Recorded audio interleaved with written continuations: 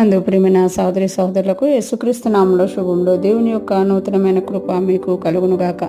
ఈరోజు దేవుడు మనకిచ్చిన మాట సామెతల గ్రంథము 24వ అధ్యాయము 13, 14 వచనాలు. నా కుమారుడా, తేనె త్రాగుము, అది రుచిగలది కదా. తేనె పట్టు తినుము, అది నీ నాలుకకు తీపియే కదా. నీ ఆత్మకు జ్ఞానము అట్టిదని తెలుసుకొనుము. అది నీకు దొరికిన ఎడ్ల ముందుకు నీకు మంచి గతి కలుగును. నీ ఆశ భంగము కానేరదు. ఈ మాటలు సొలొమోను మహారాజు తెలియచేస్తున్నట్లుగా మనం ఇక్కడ చూడగలం అనమాట. ఇక్కడ తెలియచేస్తున్నారు కదా, నా కుమారుడా, తేనె త్రాగుము, అది రుచిగలది కదా. తేనె పట్టు తినుము, అది నీ నాలుకకు తీపియే కదా. అంటే తేనె త్రాగుము, తేనె మంచిది ఆరోగ్యానికి అని ఈ దినాల్లో చాలామంది షుగర్ కన్నా బెల్లం కన్నా తేనెని వాడుతున్నమాట. సొలొమోను మహారాజు కూడా తెలియజేస్తున్నారు కదా, తేనె త్రాగుము, అది రుచిగలది కదా. అంటే తేనె ఎలా ఉంటుంది అంటే రుచిగా ఉంటుంది అని ఇక్కడ సొలొమోను మహారాజు తెలియజేస్తున్నారు. తేనె పట్టు తినుము, అది నీ నాలుకకు తీపియే కదా. తేనె పట్టు తినుము, అది నీ నాలుకకు తీపియే కదా. తేనె రుచిగా ఉంటుంది, తేనె పట్టు తీపిగా ఉంటుంది. అలాగే నీ ఆత్మకు జ్ఞానము అట్టిదని తెలుసుకున్నాము.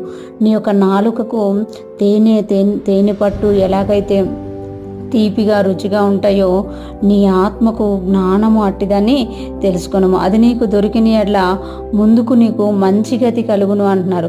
అంటే జ్ఞానం ఎప్పుడైతే నీ ఆత్మకు దొరుకుతుందో, నీ ఆత్మ ఎప్పుడైతే జ్ఞానమును వెతుకుతుందో పొందుకుంటుందో, నీకేముంటుందంట ముందుకు నీకు అది దొరికిన ఎడ్ల, అంటే జ్ఞానము నువ్వు వెతికినప్పుడు, నువ్వు దాన్ని అనుసరించినప్పుడు, అది నీకు దొరికినప్పుడు ముందుకు నీకు మంచి గతి కలుగును. నీ ఆశ భంగము కానేరదు అని అంటున్నమాట.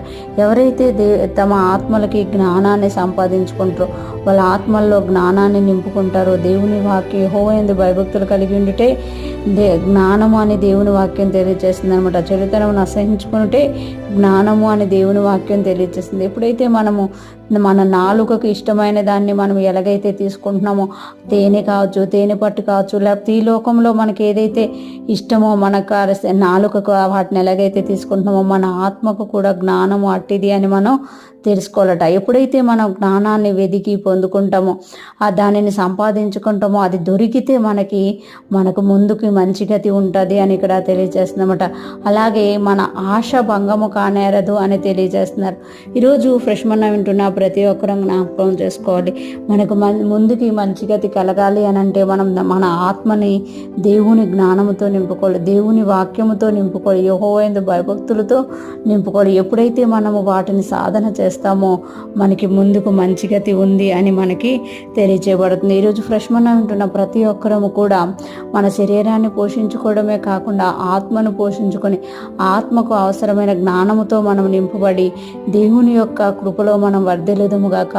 ముందుకు మనకు మంచి గతి ఉంది అని ఆత్మకు జ్ఞానం పొందుకున్నప్పుడు తెలుస్తుంది. కాబట్టి మన ఆశ భంగము కానేరదు. కాబట్టి మనము దేవుని స్తుతిస్తూ ముందుకు సాగిపోదుముగాక. ఆమేన్.